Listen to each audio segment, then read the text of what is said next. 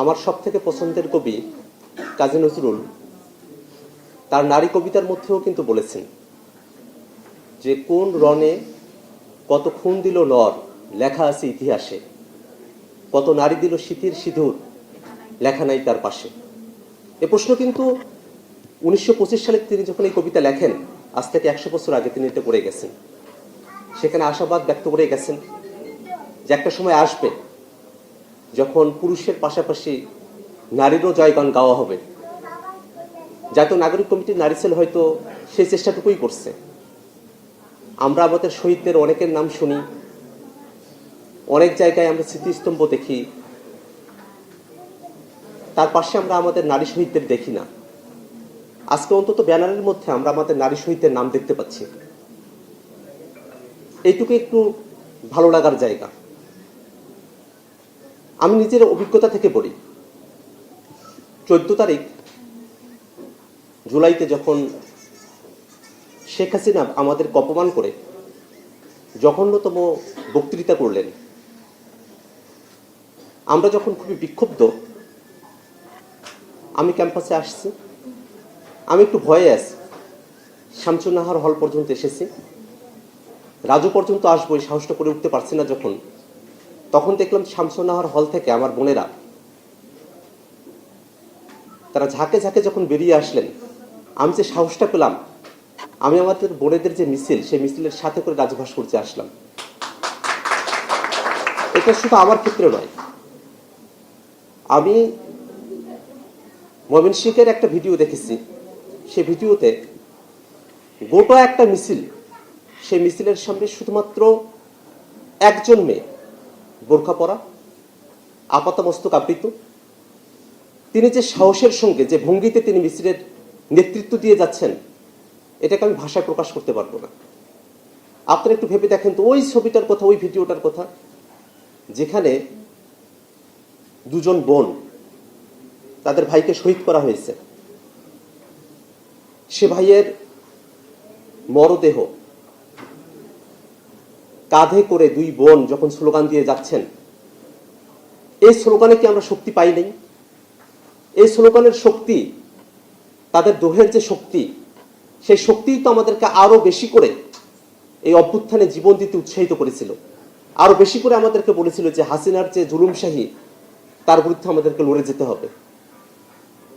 অতএব গণঅভ্যুত্থান পরবর্তী নারীর হিস্সার যখন কথা আসে, তখন গণঅভ্যুত্থানের সময়টাতে নারীর ভূমিকা কি, প্রসঙ্গতই সেগুলো উল্লেখ করতে হয়। আমি বেশি কথা বলবো না, আমি শুধু এতটুকু বলি, আমাদের সমাজের মনস্তত্ত্বে, মানুষের মনে নারীর বিষয়ে অনেক ধরনের নেতিবাচক ধারণা আছে। ছোট্ট একটা উদাহরণ দিই।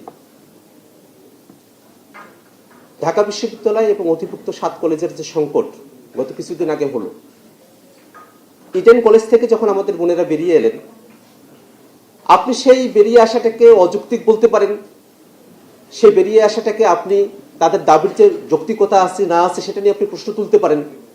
কিন্তু আমি ভিডিওতে দেখেছি একদল ছেলে, তারা চুমকি চলেছে একা পথে, এই গানটা গেয়ে তারা ব্যঙ্গ করছে। এটাতে কিন্তু এই যে নারীর যে অংশগ্রহণ কোনো একটা জায়গায়, তার অংশগ্রহণটাকে সেটা যৌক্তিক না অযৌক্তিক সেই জায়গা থেকে বিবেচনা করা হয় না। ডিজাইন, এলিগেন্স, বিউটি, সেরা পণ্য সবার জন্য জেভিকো। নারীকে যৌনতার জায়গা থেকে দেখবার যে মনস্তত্ত্ব, সেই মনস্তত্ত্বের মূলে আমাদেরকে কুঠারাঘাত করতে হবে, সেই মনস্তত্ত্বের ত্রুটি চেপে ধরতে হবে। আমাদেরকে বলতে হবে যে আমাদের বোনেরা যে রাজপথে এসেছিল, তারা যখন একা রাস্তায় বেরোতে চায়, কেন তারা এটা পারে না? এই ভয়টা কোথায়? এই ভয়টা কারা তৈরি করে রেখেছে? আমরা হয়তো সমাজকে একদিনে আমরা সঠিক পথে নিয়ে আসতে পারবো না, কিন্তু যে রাষ্ট্র, এই রাষ্ট্রকে দায়িত্ব নিতে হবে।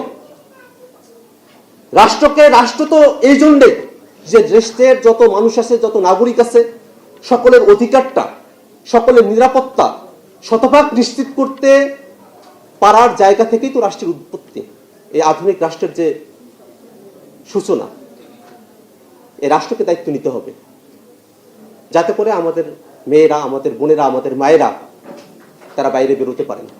আবার একই সাথে একটা জিনিস আমি বলি, শুধু নিরাপত্তা না, এই যে ঢাকা শহর যেটা বসবাসের অযোগ্য, এই ঢাকা শহরে এই অযোগ্যতার সব থেকে নির্মম শিকার আমাদের মেয়েরা। আপনি দেখেন একেবারে জীবন ঘনিষ্ঠ এই সমস্যাটা। আপনার ওয়াশরুমে যাওয়া প্রয়োজন, ঢাকা শহরে তো ওয়াশরুমের ব্যবস্থা ভালো নয়।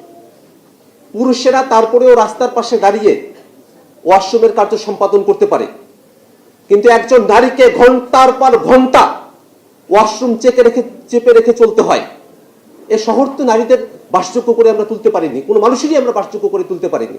অতএব সামনের দিনে নতুন যে বাংলাদেশের কথা আমরা বলি, সেই বাংলাদেশে অবশ্যই অবশ্যই আমাদের জীবন ঘনিষ্ঠ যত সমস্যা আছে, এই প্রত্যেকটা সমস্যার সমাধানের প্রতিশ্রুতি দিয়েই বাংলাদেশে রাজনীতি করতে হবে। আমরা আশাবাদ রাখব সমাজের মনস্তত্ত্বে নারীকে নিয়ে যে নেতিবাচক ভাবনা, এটা তো অনেক আগে থেকে হয়ে আসছে। আমি যখন এডমিশনের পড়াটা করতেছিলাম, তখন লিঙ্গান্তর যখন আমি পড়ি, তখন কিছু শব্দ ছিল এমন খুবই নেতিবাচক। সেই শব্দগুলো শুধু নারী ঘনিষ্ঠ, সেই শব্দগুলোর কোনো পুরুষবাচক শব্দ নাই। এই বঞ্চনা হাজার বছরের, এটাকে এত সহজে আপনি কি করতে পারবেন না, সমাধান করতে পারবেন না। কিন্তু আমাদের সদিচ্ছা থাকতে হবে, আমাদের বলতে হবে আমাদের বোনেদের নিরাপত্তার কথা, আমাদের বলতে হবে আমাদের বোনেদের, আমাদের মায়েদের তাদের যে নাগরিক অধিকার আছে সেই নাগরিক অধিকার নিশ্চিত করার কথা। এই বলে আমি আবার সংক্ষিপ্ত বক্তব্য এখানে শেষ করছি। ধন্যবাদ সকলকে।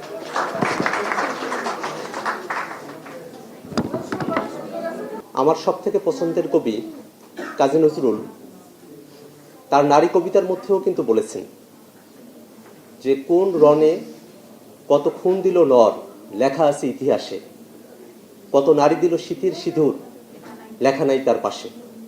এ প্রশ্ন কিন্তু 1925 সালে তিনি যখন এই কবিতা লেখেন, আজ থেকে 100 বছর আগে তিনি এটা করে গেছেন। সেখানে আশাবাদ ব্যক্ত করে গেছেন যে একটা সময় আসবে যখন পুরুষের পাশাপাশি নারীরও জয়গান গাওয়া হবে। জাতীয় নাগরিক কমিটির নারী সেল হয়তো সেই চেষ্টাটুকুই করছে।